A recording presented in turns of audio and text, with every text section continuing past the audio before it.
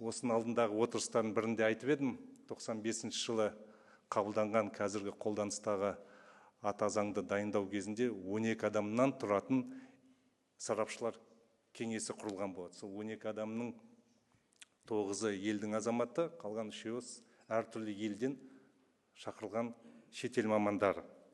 Әрине, олар бір мықты мамандар болған шығар, құқық практикасы бойынша, теориясы бойынша.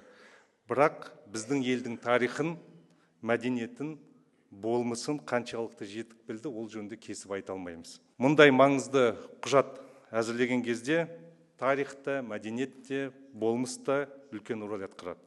Қазір еліміздің жаңа конституциясы осыдан 30 жыл бұрын жабық кеңседегі 12 адамның жұмыс тобының күшімен емес, ашық тікелей эфирде әрбір отырысы өтіп жатқан әр өңірден, әр түрлі саланың өкілдерінен құралған үлкен комиссияның күшімен жазылып жатыр. Ең бастысы, бәрімізде ел, осы жерде ел азаматтарымыз, сырттан келіп шақырылған ешқандай да шетел маманы жоқ. Себебі біз өз болашағымызды, өз тағдырымызды өзіміз анықтаймыз. Мен бұған дейін де айтқан болатын, бұл ең алдымен қазақ тілінде, мемлекеттік тілде жазылып жатқан конституция. Ел азаматтарын өз күшімен. Сондықтан да тағы да қайталап айтам, бұл шын мәнінде халықтық конституция.